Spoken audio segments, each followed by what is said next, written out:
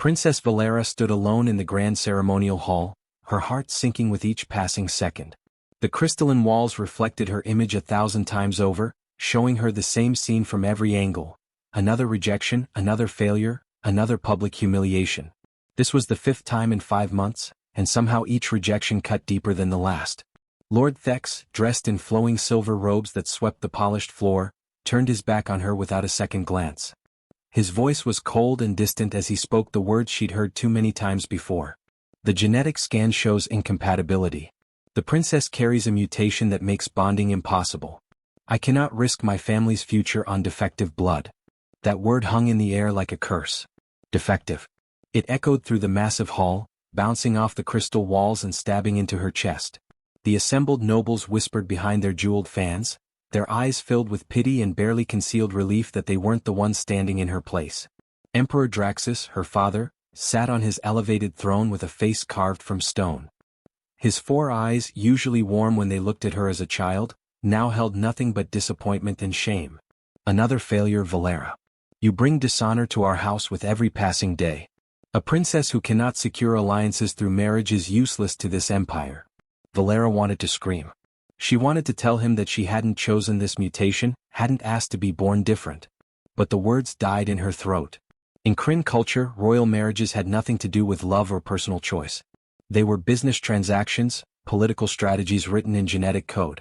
Every noble family in the empire had lined up their sons for compatibility testing, and every single test had come back with the same devastating result: incompatible.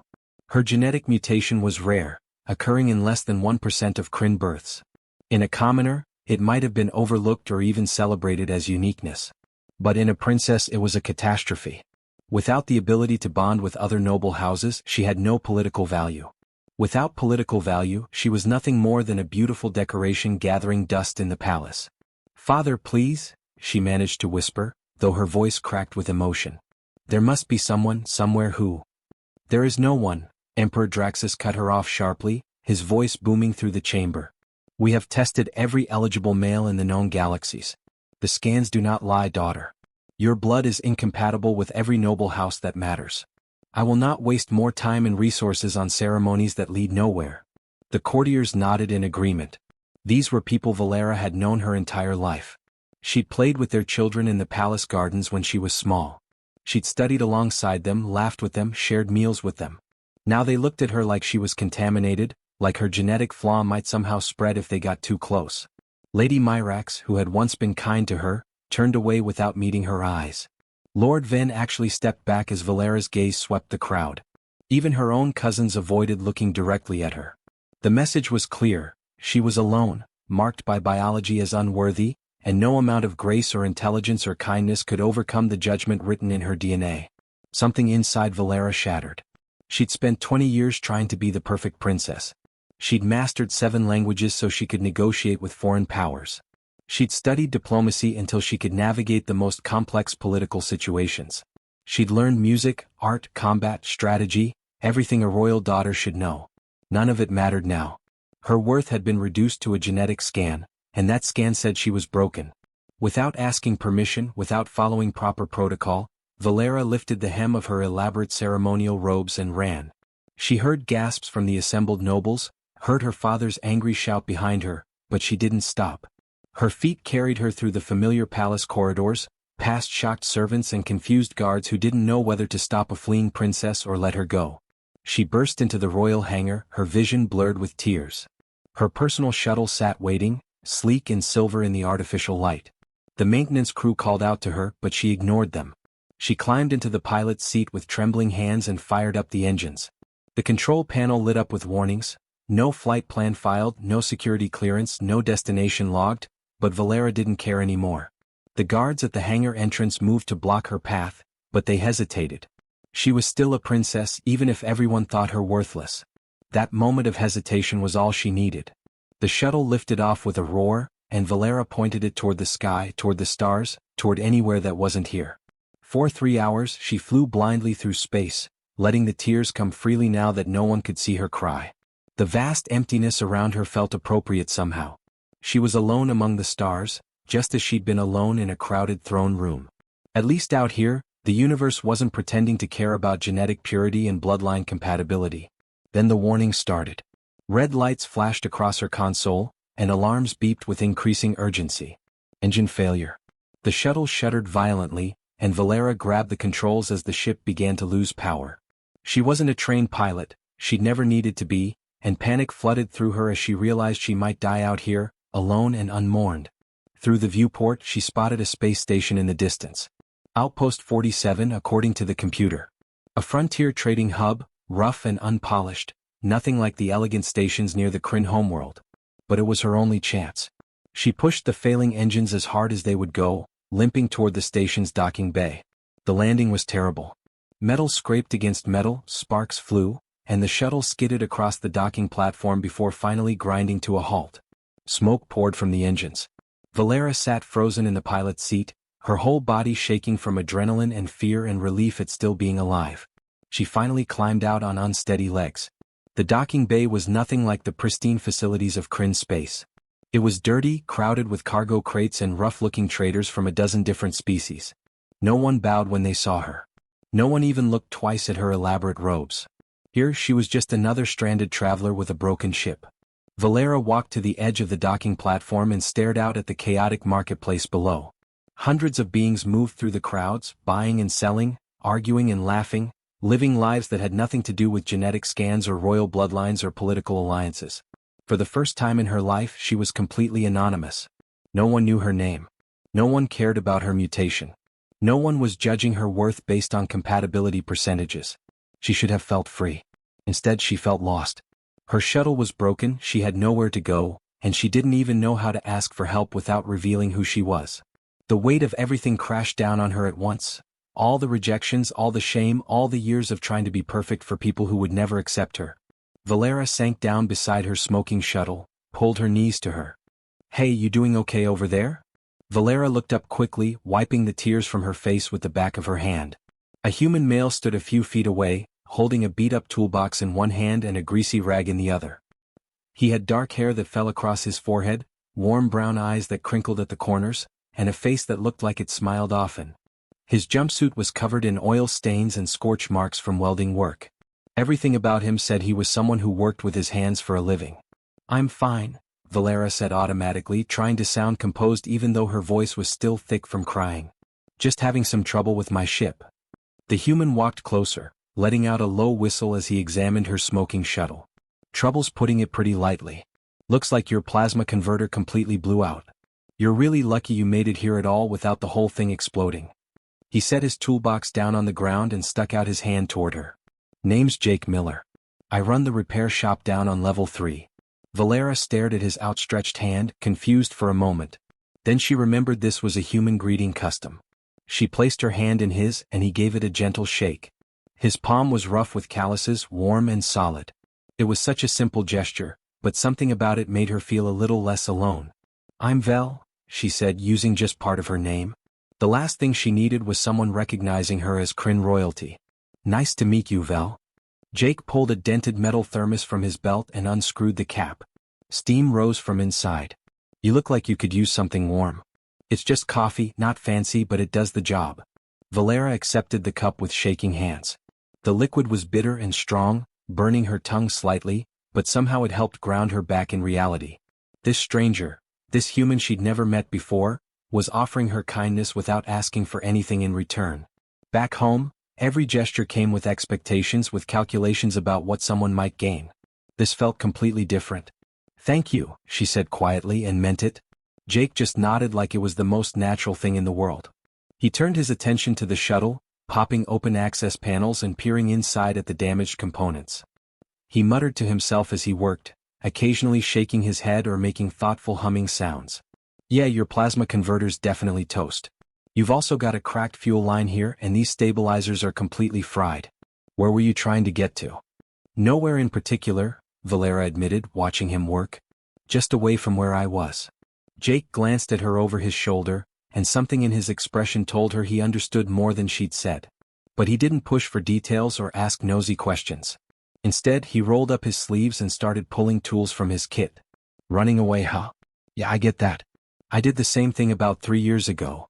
He smiled as he loosened a stubborn bolt. Left Earth and came all the way out here to the frontier.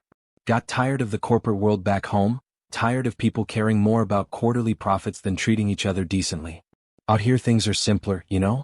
You fix what's broken, you help people who need help, and you don't spend all your time worrying about impressing the right people. Valera found herself relaxing as she listened to him talk. His voice was easy and comfortable, like talking to an old friend. He told her stories about Earth while he worked, about vast oceans that covered most of the planet, about mountains that touched the clouds, about cities with millions of people packed together and small towns where everyone knew everyone else. He described a world where humans had learned to survive and thrive despite being physically weaker and less technologically advanced than most other species in the galaxy. "We're not the strongest race out there," Jake said, wrestling with a particularly stubborn component. "Not the smartest either, if we're being honest. We're definitely not the fastest or the most advanced. But humans are stubborn as hell, and we don't give up on things that matter to us. That's got to count for something, right? You actually enjoy this?" Valera asked, gesturing at the greasy engine parts spread around him.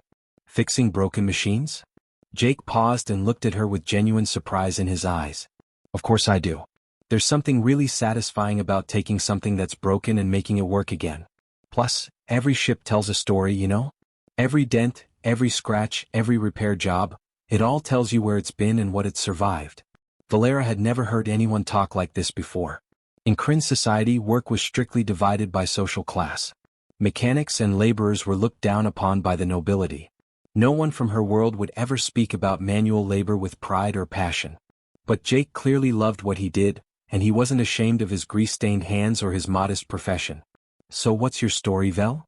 Jake asked, his voice gentle and non-judgmental. "What are you running from?" Something about the way he asked made Valera want to tell him the truth. Maybe it was because he was a stranger who would never meet her family. Maybe it was because he'd shown her kindness when she desperately needed it. Or maybe it was just that she was tired of carrying the weight alone. She started talking. She told him about the bonding ceremonies, about being rejected over and over because of her genetics, about being called defective in front of the entire court. She didn't mention she was a princess yet, but she poured out all the pain and humiliation she'd been holding inside for months. Jake listened without interrupting once. He kept working on the shuttle, but she could tell he was really hearing every word she said. When she finally finished, her voice hoarse from talking, he set down his tools and looked directly at her. "You know what I think? I think those people are complete idiots." Valera blinked in surprise. "What?" "Anyone who judges someone purely on genetics is missing the whole point of what makes a person valuable. You're sitting here stranded on a rough station in the middle of nowhere, and you're not demanding special treatment or throwing a tantrum. You're just trying to figure things out. That takes real courage." He picked up his wrench again. "Besides, some of the best things in the universe are the ones that don't fit into neat little categories." Something warm bloomed in Valera's chest, a feeling she couldn't quite name. For the first time in months, maybe years, she smiled genuinely. Not the practiced royal smile she'd been taught, but a real one that came from somewhere deep inside. Jake worked for 3 more hours, occasionally asking Valera to hand him tools or hold components steady while he made adjustments. She found herself enjoying the simple teamwork, the easy back-and-forth conversation. He told her about learning mechanics from his grandfather as a kid, about the first engine he'd ever successfully repaired, about the day he'd decided to leave Earth behind and seek adventure among the stars. The station's artificial lighting began to dim toward evening cycle when Jake finally closed the last access panel. He wiped his hands on his rag and stepped back to examine his work. "That should do it. Your ship will fly again. How much do I owe you?" Valera asked, suddenly realizing she had no idea how much Kryn currency was worth out here. Jake waved his hand dismissively. "Don't worry about it. Consider it a welcome gift to Outpost 47. "I can't accept that. Your time, your expertise, the parts you used." "Look," Jake said, his expression turning serious. "Sometimes people just need help. No payment required, no debts owed, no strings attached.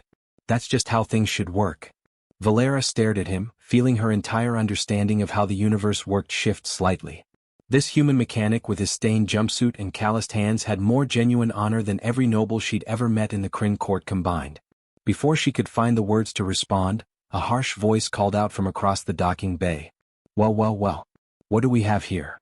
Valera's blood turned to ice in her veins. 3 figures emerged from the shadows between cargo containers. The leader was a Vorlax bounty hunter, his multiple eyes gleaming with recognition and greed. 2 armed mercenaries flanked him, their weapons already drawn. Princess Valera of Kryn, the Vorlax said, his mandibles clicking together in what passed for a smile in his species. Your father has posted quite a substantial reward for your safe return. Dead or alive, though alive pays considerably better. Jake stepped between Valera and the bounty hunters without hesitation. He still held his wrench in one hand. The lady's not interested in going anywhere with you. The Vorlax laughed, a sound like grinding metal. Human, you have absolutely no idea what you're interfering with. Step aside now or you become collateral damage. Jake's jaw set stubbornly. I said she's not interested. Valera's heart hammered in her chest. This foolish, brave human was about to get himself killed defending someone he just met. Jake, don't. Get in your ship, Vel, Jake said quietly, never taking his eyes off the approaching bounty hunters. I fixed the engine. You can fly out of here right now. I'm not leaving you to face them alone. Then I guess we both better start thinking fast. The bounty hunters raised their weapons, and Jake Miller stood his ground with nothing but a wrench and stubborn human determination. The tension in the docking bay was thick enough to cut with a knife. Jake stood firm between Valera and the 3 armed criminals, his wrench raised like it could somehow stop a plasma bolt. The Vorlax bounty hunter's weapon hummed with deadly energy, and Valera knew that one shot could end Jake's life in an instant. Last chance, human, the Vorlax hissed, his voice dripping with impatience. Move aside or die. Your choice. Jake's knuckles turned white around the wrench handle. Not happening. The bounty hunter's finger moved toward the trigger, and Valera screamed, no. She threw herself forward, but before anyone could fire, a deafening alarm blared through the entire docking bay. Red emergency lights flooded the area, spinning and flashing from every direction. Within seconds, a full station security team appeared from multiple entrances, their weapons drawn and pointed at the bounty hunters. Drop your weapons immediately, the security chief barked, his voice amplified through a helmet speaker. Outpost 47 has zero tolerance for violence in public zones. You fire a single shot here and you'll be locked up before you can blink. Station law is absolute. The Vorlax snarled in frustration, but he lowered his weapon slowly. Even bounty hunters couldn't afford to get permanently banned from frontier outposts. These stations were crucial for refueling, resupplying, and finding work. Getting blacklisted meant losing access to half the galaxy's underworld network. He pointed one clawed finger directly at Valera, his multiple eyes burning with anger. This isn't over, Princess. We'll be watching and waiting. You can hide behind station security in the protected zones, but eventually you'll have to leave. And when you do, we'll be there. The bounty hunters backed away slowly, never fully turning their backs until they disappeared into the crowded corridors. The security team dispersed once the threat was gone, and the normal chaos of the docking bay resumed like nothing had happened. Jake finally lowered his wrench and Valera saw his hand shaking slightly. The adrenaline was catching up with him now that the danger had passed. He turned to face her, his expression somewhere between concerned and exasperated. So, Princess, huh? You could have mentioned that particular detail. Would it have changed anything? Valera asked quietly, already knowing the answer but needing to hear it anyway. Jake thought about it for a moment, then shook his head. No. I still would have helped you. Though I might have been a bit more nervous about sharing my coffee. Despite everything, despite the danger and fear still coursing through her veins, Valera laughed. It was a real, genuine laugh that surprised them both. Here she was, hunted by armed criminals, stranded far from home, and somehow this human mechanic could still make her smile. Come on, Jake said, picking up his toolbox. You can't stay out in the open like this. My shop has a back room with a door that locks. You'll be safer there while we figure out what to do next. They moved quickly through the station's winding corridors, Jake leading the way through passages that clearly weren't meant for regular traffic. Valera realized he knew every shortcut and hidden route in this place. They finally reached his repair shop, a modest space with tools hung neatly on the walls and various pieces of equipment in different stages of repair scattered across workbenches. Jake led her through the shop to a small apartment in the back. It was barely more than a bedroom with a tiny bathroom attached, but it was clean and felt safe. The furniture was old but well maintained, and personal touches like photos and books made it feel like a real home. It's not exactly palace living, Jake said apologetically. It's perfect, Valera said and meant every word. Jake disappeared into the small kitchen area and started preparing food. Real food, cooked on a heating unit, not the elaborate prepared meals Valera was used to. Simple human fare that filled the room with warm, comforting smells. They sat together on his worn couch, eating in silence for a while until Valera finally spoke. I can't stay here, Jake. Those bounty hunters meant what they said. Eventually they'll find a way to get to me, and when they do, you'll be in danger just for helping me. So what's your plan? Keep running forever? Hide on different stations until you run out of places to go? I don't know, Valera admitted, her voice cracking. I honestly don't know what to do. I can't go back to Kryn. My father made it crystal clear that I'm worthless to him. But I can't stay here either. I'm completely trapped with no way out. Jake set down his plate and turned to face her fully. Tell me something. You said your people reject you because of genetic incompatibility, right? What exactly does that mean for marriages in your culture? Valera explained the whole system, how Kryn marriages were arranged through genetic scans, how compatibility determined political alliances, how her mutation made her incompatible with every noble house in the empire. She told him about the tests, the rejections, the public humiliations. But your law allows marriages to other species? Jake asked carefully. Technically, yes. If both parties consent, any sentient species can enter a bonding contract under galactic law. But it's extremely rare. Most species prefer their own kind, and for Kryn royalty, marrying outside the nobility would be seen as lowering yourself. Jake went quiet for a long moment, staring at his hands. Valera could practically see the wheels turning in his mind. Then he said something that made her heart stop completely. What if you weren't alone anymore? What if you had legal protection that those bounty hunters couldn't ignore? What do you mean? Valera asked, though part of her already knew where this was going. Jake stood up and started pacing the small room. Those bounty hunters can't touch you while you're on the station because of security protocols. But the second you leave, you're vulnerable. Unless you had a legal status that required them to return you safely and unharmed to your people. Valera's breath caught in her throat. Jake, what exactly are you saying? He stopped pacing and looked at her directly, his brown eyes intense and serious. Marry me. The words hung in the air between them like something physical. Valera stared at him, unable to process what she'd just heard. You can't be serious. I'm completely serious. Listen to me for a minute. Jake sat back down beside her. I know we just met. I know this sounds absolutely crazy. But think about it logically. Under galactic law, if you're married, those bounty hunters have to return you unharmed. They can't claim a reward for damaged property, and a married princess has legal protections that a runaway doesn't. Plus, if you're married to someone outside Kryn nobility, your father can't force you into one of those arranged bondings anymore. Jake, you don't understand what you're offering. Marrying into Kryn royalty means constant political complications, endless scrutiny, and it means you'd be safe, Jake interrupted gently. It means those bounty hunters can't hurt you. It means you'd have a real choice about your own life for once. Valera searched his face desperately, looking for signs of deception or hidden motives. She'd spent her entire life surrounded by people who wanted something from her. Her status, her connections, her bloodline.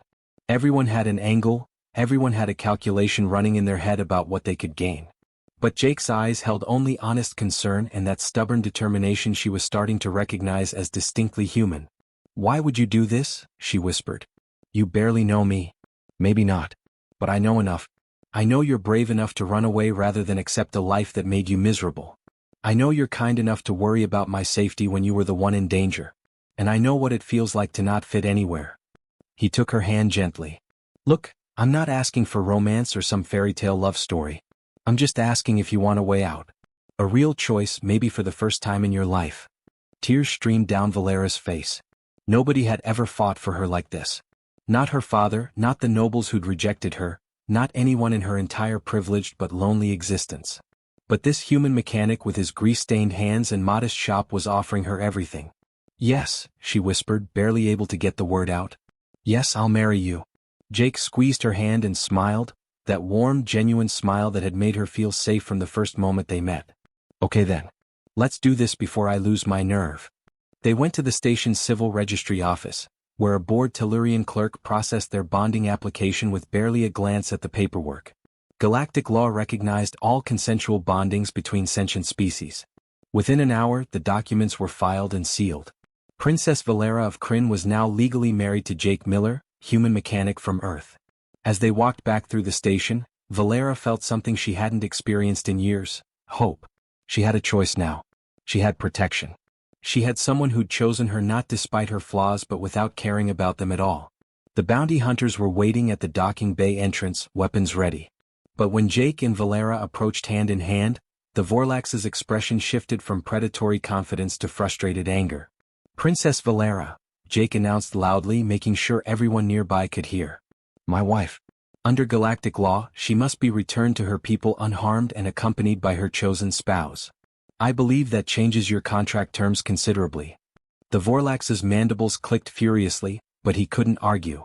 The law was absolutely clear. A married princess had protections that a runaway didn't. He could still collect a finder's fee for locating her, but now he had to deliver both of them safely to the Kryn homeworld. "This isn't over," the bounty hunter growled. "The Emperor will annul this joke of a marriage. And then, human, you'll learn what happens to people who interfere with Kryn royalty." "We'll see about that," Jake said calmly. As the bounty hunters made arrangements for transport, Valera leaned close to Jake and whispered, "You realize we're about to walk into the most hostile place imaginable? My father is going to try to destroy you." Jake squeezed her hand and grinned. "Good thing humans are stubborn. Let him try." The journey to the Kryn homeworld took 6 long days aboard the bounty hunter's ship. Valera and Jake spent most of that time confined to a small holding cabin. Not exactly prisoners, but definitely not free to wander around either. Jake used every minute to learn everything he possibly could about Kryn culture, their politics, and most importantly, their laws. Valera taught him the formal greetings, the proper ways to address different ranks of nobility, and the complex social hierarchy that governed every interaction in the empire. She drew diagrams explaining the court structure and warned him about which council members were dangerous and which might be sympathetic. "You don't have to bow to anyone except my father," Valera explained during one of their study sessions. "And even then, as my bonded spouse, you have the legal right to stand with your head up. The Kryn respect strength and confidence above almost everything else." "Good thing I'm too stubborn to know when I should be scared," Jake said with a slight smile, though Valera could see the tension in his shoulders. She noticed his hands trembled slightly whenever he thought she wasn't looking. He was terrified, of course he was. He was a simple mechanic about to face one of the most powerful empires in the known galaxy. But not once during the entire journey did he suggest turning back or abandoning their plan. That stubborn human courage seemed to run deeper than fear. When they finally arrived at the Kryn homeworld, even Jake's nervousness couldn't completely mask his awe. The planet was breathtaking. Crystal spires stretched impossibly high toward a purple sky lit by 3 distant suns. Floating gardens drifted between massive architectural structures that seemed to defy the basic laws of physics. The palace itself was a masterpiece of light and glass, reflecting and refracting sunlight into millions of rainbow patterns. "Your home is beautiful," Jake said quietly as their transport descended toward the landing platform. "It was never really home," Valera replied. "Just a beautiful cage." Imperial guards met them at the landing platform, their ceremonial armor polished to a mirror shine. They treated Valera with cold, formal respect and looked at Jake like he was something unpleasant they'd found stuck to their boots. A human married to Kryn royalty? The disgust on their faces was obvious even though they tried to hide it behind professional masks. They were escorted through corridors Valera had walked her entire life, but everything felt different now. The crystal walls that had once seemed elegant now felt oppressive. The other nobles they passed whispered behind their hands, their eyes full of judgment and barely concealed contempt. Emperor Draxus waited in the main throne room, surrounded by the entire High Council and what looked like half the court. His silver skin seemed to glow with barely contained fury, and all 4 of his eyes fixed on Jake with an intensity that would have made most people collapse on the spot. "Explain yourself, daughter," the Emperor commanded, his voice echoing through the massive chamber like thunder. "You flee from your responsibilities, bring shame upon our house, and now return married to this?" He gestured dismissively at Jake like he was pointing at a piece of garbage. Valera stepped forward, lifting her chin high. For the first time in her life, she didn't flinch under her father's anger. "I am legally bonded under galactic law to Jake Miller of Earth. The marriage is valid and binding according to both imperial and universal statutes."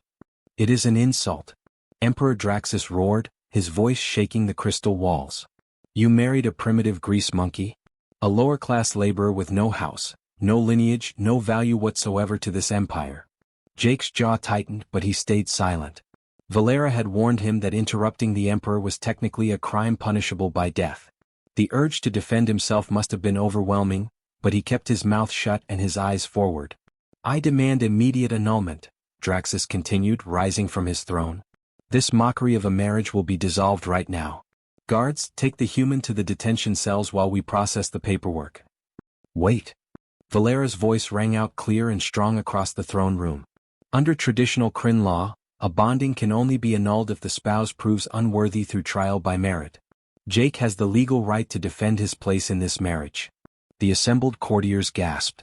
The trial by merit was an ancient tradition that hadn't been invoked in generations. It required the challenged party to prove their worth through a test chosen by the High Council themselves. Success meant the marriage stood. Failure meant not only annulment but potential execution for daring to rise above one's station. Emperor Draxus smiled slowly, and it was not a kind expression. Very well, daughter. Let us see if this human can prove he deserves to breathe the same air as Kryn nobility. He turned to the High Council. What test shall we set for this mechanic? The council members huddled together, whispering urgently among themselves. Valera's heart pounded as she watched them debate. They could choose anything, a test of combat, of political knowledge, of artistic skill. They would pick whatever they thought would guarantee Jake's failure. Finally, High Counselor Thane stepped forward. He was old, even by Kryn standards, and his expression showed no mercy whatsoever. The labyrinth of ancients.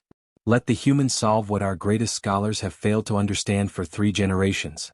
The whispers that ran through the crowd were shocked and excited. The labyrinth was legendary throughout the Empire, an ancient technological puzzle left behind by the first Kryn civilization thousands of years ago. It sat in the heart of the palace, a complex mechanism that nobody had been able to fully understand or operate in over a century. Brilliant engineers had spent their entire careers studying it without success. Renowned scientists had gone mad trying to decode its secrets. You can't, Valera whispered urgently to Jake. It's impossible. Literally hundreds of the smartest people in our empire have tried and failed. Jake looked at her and smiled, that same confident expression he'd worn when he first examined her broken shuttle back on Outpost 47. Vel, I've been fixing impossible things my whole life. Let me take a look at this puzzle of yours. They were led deep into the palace, down corridors that few people ever walked. The chamber that housed the labyrinth was circular and enormous, with a domed ceiling that rose hundreds of feet overhead. In the center of the room sat the puzzle itself, a massive spherical structure at least 10 feet across, covered entirely in interlocking panels, glowing symbols and mechanical components that moved in patterns that seemed completely random. Ancient Kryn script covered every visible surface, symbols that even modern scholars struggled to translate. The sphere rotated slowly, panels shifting and rearranging themselves in sequences that never quite repeated. It hummed with some kind of internal power source that nobody had been able to identify. You have until sunset, High Counselor Thane announced formally. Solve the labyrinth, reveal its true purpose, and you may keep your marriage to the princess. Fail, and you will be executed for the crime of defiling royalty through fraudulent bonding. The courtiers filed into the observation gallery that ringed the upper level of the chamber. They settled into comfortable seats like people getting ready to watch an entertaining show. Emperor Draxus took a prominent position where he could see everything clearly, his expression smug and satisfied. To him this was already over. The human would fail and everything would return to normal. Valera stood as close as the guards would allow, her hands clenched into fists so tight her nails cut into her palms. She silently prayed to every deity she'd ever heard of, begging for some kind of miracle. Jake approached the labyrinth slowly, walking a complete circle around it. He didn't try to read the ancient script or study the glowing symbols. Instead, he watched the mechanical components, the way the panels moved, the rhythm of the sphere's rotation. His eyes tracked patterns that nobody else seemed to notice. Can I touch it? He asked, looking up at High Counselor Thane. If you wish to risk triggering whatever defense mechanisms might still be active, Thane replied coldly. Jake reached out carefully and placed both hands on the sphere's surface. He closed his eyes, and Valera realized he was feeling for vibrations, for the subtle movements of internal machinery. Then he did something that made the entire court gasp in shock and horror. He started removing panels. What is he doing? Emperor Draxus demanded, half rising from his seat. The human is destroying our most sacred artifact. No, Jake said calmly, setting a panel aside to reveal intricate mechanisms beneath. I'm fixing it. He worked methodically, his hands moving with the practiced confidence of someone who'd spent his entire life taking things apart and putting them back together. This isn't a puzzle, he muttered, more to himself than anyone else. It's a machine. Just a really old, really complicated, really broken machine. For 3 solid hours, Jake worked without stopping. He found gears that had seized up over centuries and carefully freed them using leverage and patience. He discovered corroded connections and cleaned them with solutions he mixed from a maintenance kit someone reluctantly provided. He traced power flows through circuits that nobody else had even recognized as circuits, rerouting around components that had failed long ago. The courtiers watched in stunned silence. Some looked horrified that he was dismantling their sacred relic. Others leaned forward with growing fascination, starting to see the labyrinth differently, not as a mystical test but as a piece of technology that had simply broken down over time. The three suns moved slowly across the sky, visible through the crystal dome. Shadows lengthened across the chamber floor. Valera watched the light change, knowing that sunset was approaching fast. Jake worked faster, sweat beading on his forehead, his fingers moving with desperate precision. As the first sun touched the horizon, Jake made one final adjustment deep inside the sphere's core. There was a deep, resonant hum that seemed to come from everywhere at once. The labyrinth suddenly came fully to life. Panels that had moved randomly began aligning in perfect synchronization. Symbols glowed brighter, forming patterns that actually made sense. The entire sphere rotated smoothly on an axis that hadn't functioned in 1,000 years. Then, from the very center of the labyrinth, a holographic projection burst into existence. It filled the entire chamber with images of the Kryn homeworld as it had been millennia ago. Detailed schematics appeared showing ancient cities, agricultural systems, environmental controls, and technologies that had been lost to history. It was a comprehensive database of knowledge, a library of everything the ancient Kryn had wanted to preserve for future generations. "It's not a test," Jake said quietly, his voice carrying in the shocked silence. "It never was. Your ancestors built this as a teaching tool, a way to pass their knowledge down through the ages. It broke over time so it couldn't show you what it was meant to show. All it needed was someone willing to look at it as a machine instead of a mystery." The throne room was absolutely silent. High Counselor Thane stepped down from the observation gallery with trembling hands, examining the flowing holographic data with an expression of wonder. "Generations of our finest minds," he whispered. "And a human mechanic solved it in one afternoon." Emperor Draxus stood slowly, his four eyes wide with something that might have been shock or might have been the beginning of respect. "How did you do this?" Jake turned to face the Emperor directly, no longer afraid. "Your Majesty, with all due respect, your people were looking at this wrong. You searched for complexity when the answer was simple. You saw a test of pure intelligence when you should have seen a broken tool that needed repair. Sometimes the smartest solution is just the most practical one." He walked over to where Valera stood and took her hand. "Your daughter isn't defective because her genetics don't match your compatibility charts. Maybe she's just different in a way that could help your people grow. You're so focused on genetic purity that you can't see the value in someone who doesn't fit your exact specifications." The courtiers whispered urgently among themselves. High Counselor Thane nodded slowly, his expression thoughtful. "The human has proven his worth beyond any doubt. The marriage must stand according to our law." But Emperor Draxus held up one hand for silence. "There remains one final problem. Kryn law requires that royalty must be capable of producing heirs. Without genetic compatibility between my daughter and her spouse, the marriage can still be declared invalid on those grounds alone." Valera felt her hope crumbling. They'd come so far and it still wasn't enough. But Jake squeezed her hand and smiled. "Actually, Your Majesty, I think we might have a solution for that too." Jake reached into his jumpsuit pocket and pulled out a small data pad, the same one he'd been clutching nervously throughout their entire journey to the Kryn homeworld. His fingers trembled slightly as he held it up for everyone to see. "Before we left Outpost 47, I sent an urgent message to the Human Medical Research Institute back on Earth. I asked them to research genetic compatibility between humans and Kryn. Their response came through 2 days ago while we were traveling here." He handed the data pad to High Counselor Thane, who examined it with narrowed eyes. The elderly counselor's expression slowly transformed from skepticism to surprise, and finally to something that looked like genuine wonder. His hands shook as he passed the device to Emperor Draxus. "This is extraordinary," Thane whispered. "Truly extraordinary." Emperor Draxus read through the data carefully, his four eyes scanning back and forth across the screen. The throne room had gone completely silent except for the faint humming of the still active labyrinth behind them. Every noble, every courtier, every guard leaned forward, desperate to know what information could possibly change the Emperor's mind. "Explain this to the court, human," Draxus commanded, though his tone had lost some of its earlier hostility. "In terms everyone can understand." Jake took a deep breath and stepped into the center of the room where everyone could see and hear him clearly. Human DNA is what our scientists call highly adaptable. We evolved on a planet that never stayed the same for long, ice ages that froze entire continents, volcanic eruptions that blocked out the sun, climate shifts that happened within a single generation. Our genetics had to be flexible just to survive. He gestured toward the data pad. That flexibility means humans are weaker than most species in specific ways. We're not as strong as Vorlak's warriors, not as intellectually advanced as Tellurian scholars, not as naturally resilient as Kryn nobles.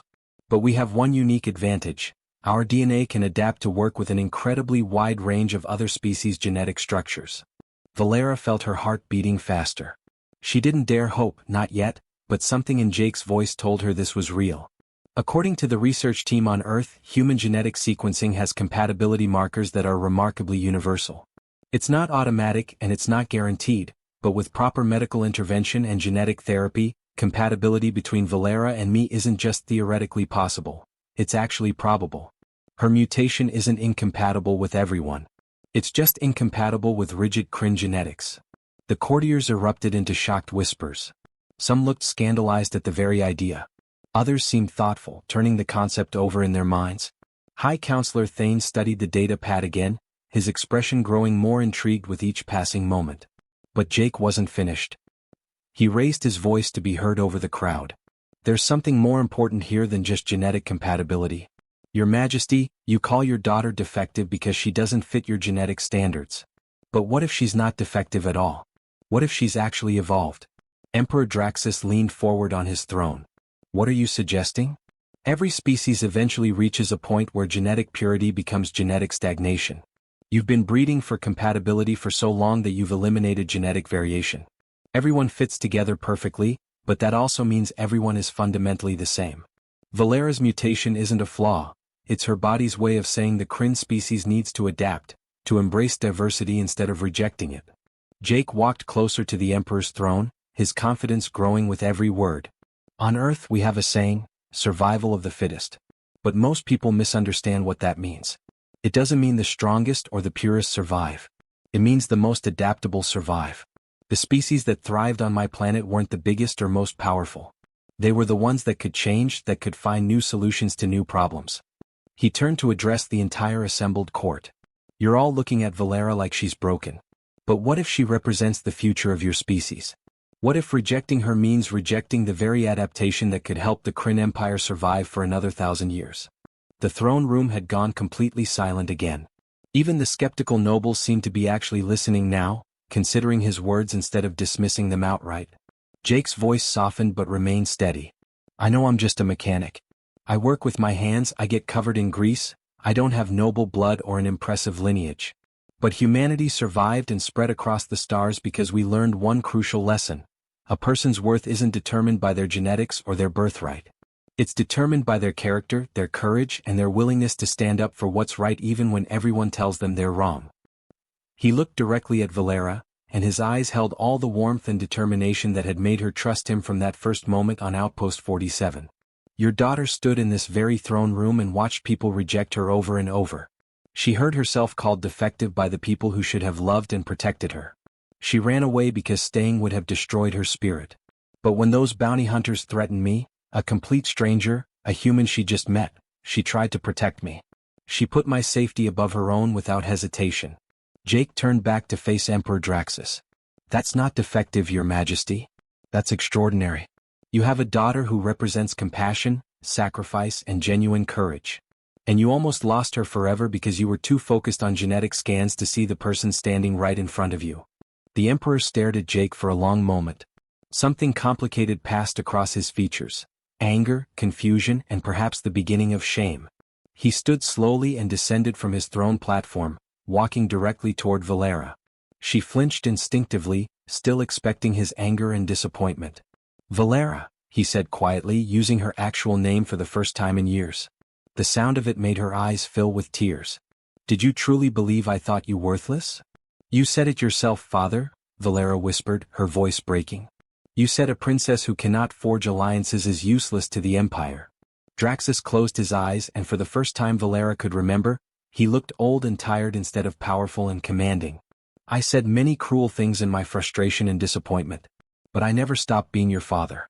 When you fled, I sent those bounty hunters not to punish you but to bring you safely home. I was terrified you would be hurt out there in the frontier with no protection. You called me defective, Valera said, tears streaming freely now. No. Others called you defective while I stood by and allowed it. That was my failure, not yours. He turned to look at Jake with an expression that might have been gratitude or respect. This human is right. I was reading genetic scans when I should have been seeing my daughter. I was measuring political value when I should have been recognizing your courage and kindness. Emperor Draxus addressed the High Council formally. I hereby give my full recognition to the bonding between Princess Valera and Jake Miller of Earth. Furthermore, I commission our medical institute to work with human researchers to explore the genetic compatibility outlined in this data. If heirs are possible, the Empire will welcome them with joy. If not, we will find other solutions for succession that don't require my daughter to sacrifice her happiness. High Counselor Thane stepped forward, his aged face thoughtful. Your Majesty, this sets a significant precedent. If royalty can bond outside traditional genetic parameters, then perhaps it's time we evolved, Draxus interrupted firmly. The labyrinth of ancients just taught us that our ancestors valued knowledge and adaptation above rigid tradition. We honor their memory poorly by clinging to systems that no longer serve us. He looked at Jake with genuine respect. This human mechanic has demonstrated more wisdom in a single afternoon than our entire court has shown in years. Jake bowed slightly, not deeply enough to show subservience but respectfully. Thank you, Your Majesty. But I can't take all the credit here. Your daughter had the courage to choose her own path when everyone told her she was wrong. I just happened to be stubborn enough to walk beside her. Emperor Draxus actually smiled, a small, genuine expression that transformed his entire face. Stubbornness is clearly a valuable trait. Perhaps that's another thing humans can teach us. He turned to Valera and opened his arms. Will you forgive your father for his blindness, daughter? Valera didn't hesitate. She ran forward and embraced him, feeling his arms wrap around her for the first time since she was a small child. The tears came harder now, but they were different tears. Release instead of pain, hope instead of despair. The assembled courtiers applauded, and even the skeptical High Council members nodded their approval. The mood in the throne room had shifted completely from hostile judgment to something that felt almost like celebration.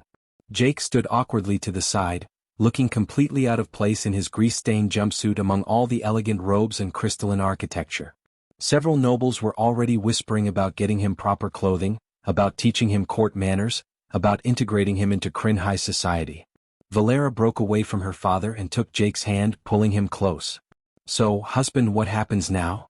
Jake grinned, that warm familiar smile that still made her feel safe. Well, I've still got a repair shop back on Outpost 47. The rent's paid up for another 6 months, and I've got 3 assistants who are probably panicking because I've been gone so long. I figured we could go back there, fix some ships, live a life that's maybe a bit quieter than all this. He gestured at the palace surrounding them. A mechanic's life?